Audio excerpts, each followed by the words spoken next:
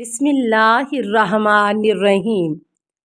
السلام علیکہ یا صاحب العصر والزمان۔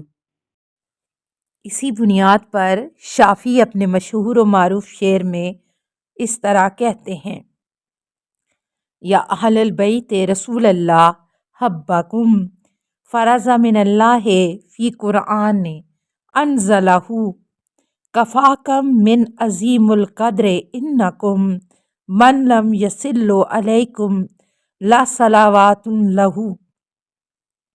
اے اہل بیت رسول، تمہاری محبت اللہ کی طرف سے نازل کردہ قرآن میں فرض قرار دی گئی ہے۔ تمہاری عظیم منزلت کے لیے بس یہی کافی ہے کہ جس نے تم پر صلوات نہ بھیجی اس کی نماز ہی نہ ہوگی۔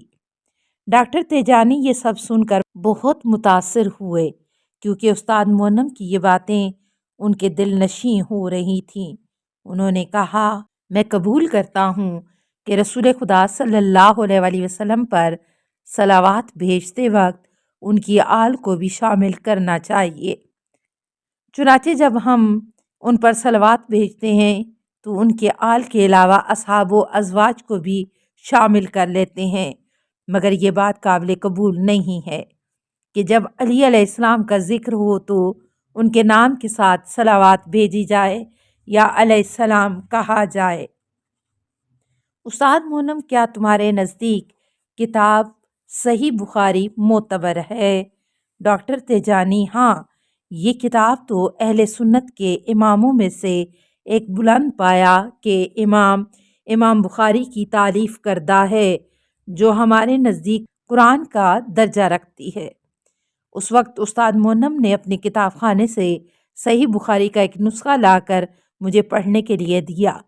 میں نے جب اس کو نکالے ہوئے صفحے کو پڑھا تو مجھے اس پر یہ عبارت نظر آئی: فلاں نے فلاں سے روایت کی اور اس نے علی علیہ السلام سے روایت کی ہے۔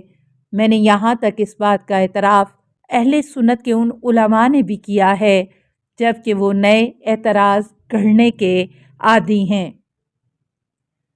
مخصوصاً اس طرح کے اعتراضات میں مشہور سنی عالم دین ابن روزبیہان جیسے لوگ بھی یہ قبول کرتے ہیں کہ یہاں پر آل یاسین سے مراد آل محمد ہیں۔ مزے کی بات تو یہ ہے کہ اسی سورہ صافات میں جناب نوح آیت نمبر 79، جناب ابراہیم آیت نمبر 109، جناب موسیٰ و ہارون 120 اور دوسرے مرسلین پر سلام بھیجا گیا ہے۔ آیت نمبر 181، اس سے یہ بات سمجھ میں آتی ہے کہ آل محمد انبیاء کے زمرے میں آتے ہیں، اور مذکورہ آیت آل محمد کی افضل ہونے کی واضح دلیل ہے۔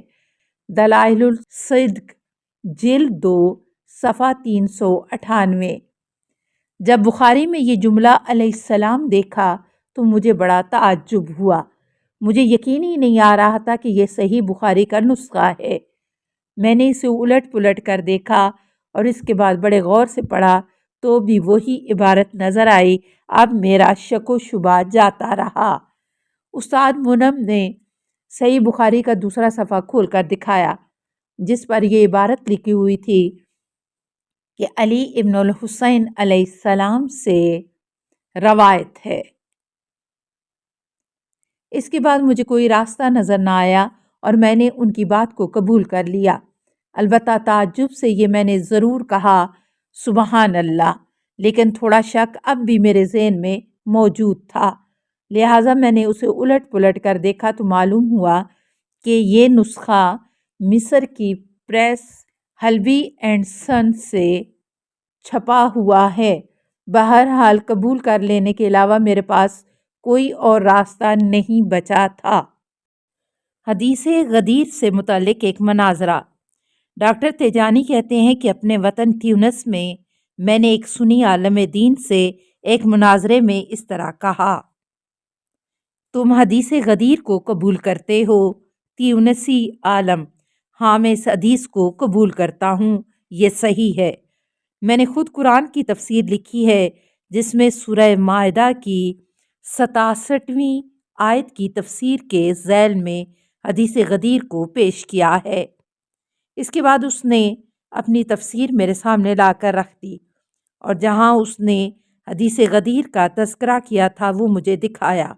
میں نے اس کتاب میں دیکھا حدیث غدیر کے باب میں اس طرح عبارت درج ہے: شیعہ حضرات اس بات کے معتقد ہیں حدیث غدیر صریح طور پر علی کی خلافت بلا فصل پر دلالت کرتی ہے، لیکن اہل سنت حضرات کے نزدیک یہ عقیدہ باطل ہے، کیونکہ یہ حدیث ابو بکر و عمر و عثمان کی خلافت سے منافات رکھتی ہے۔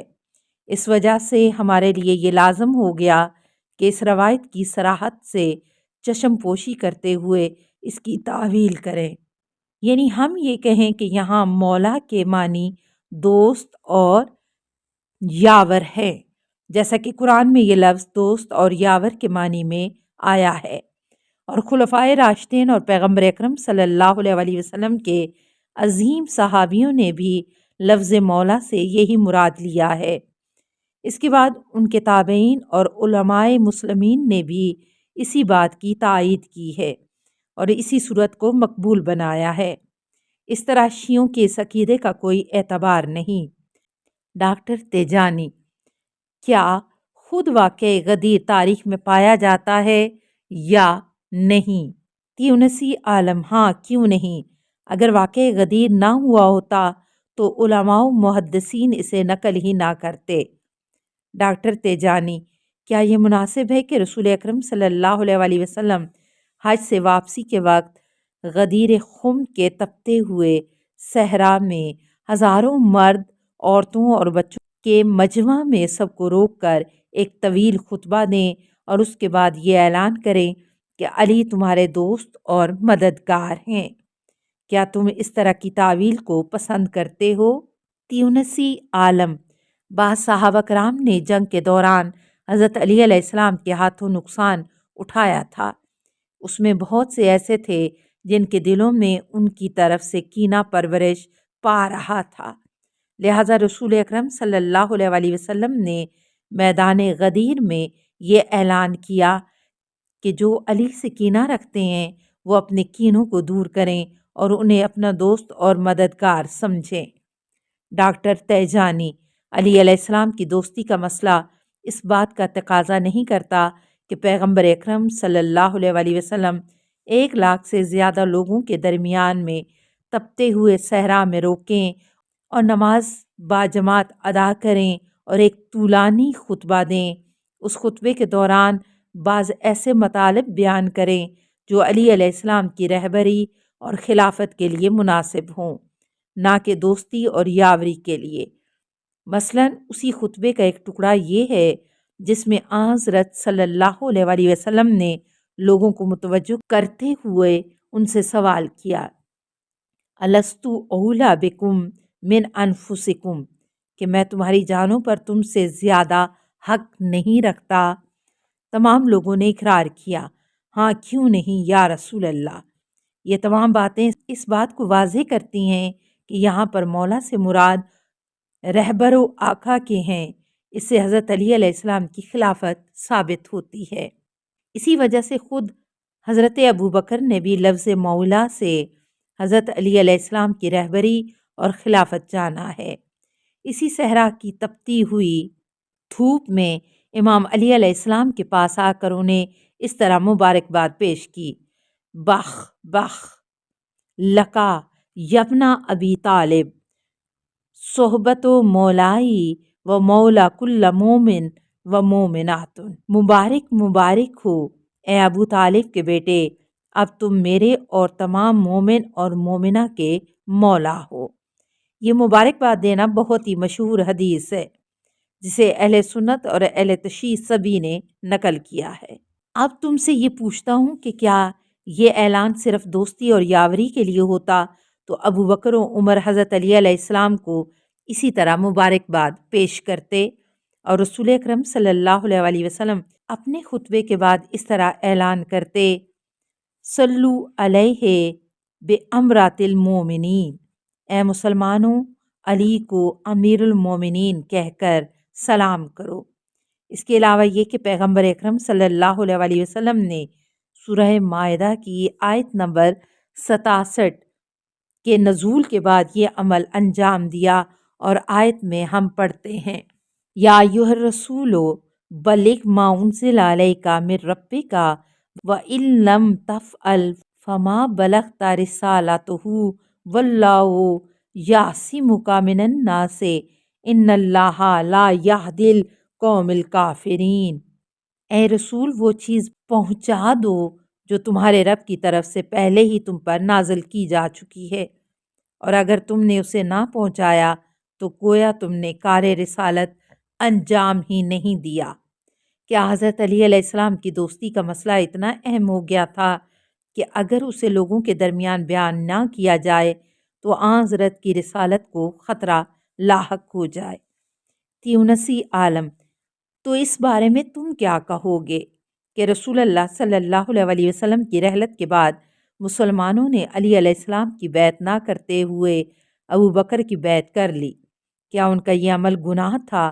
کیا انہوں نے رسول اکرم صلی اللہ علیہ وسلم کی نافرمانی کی؟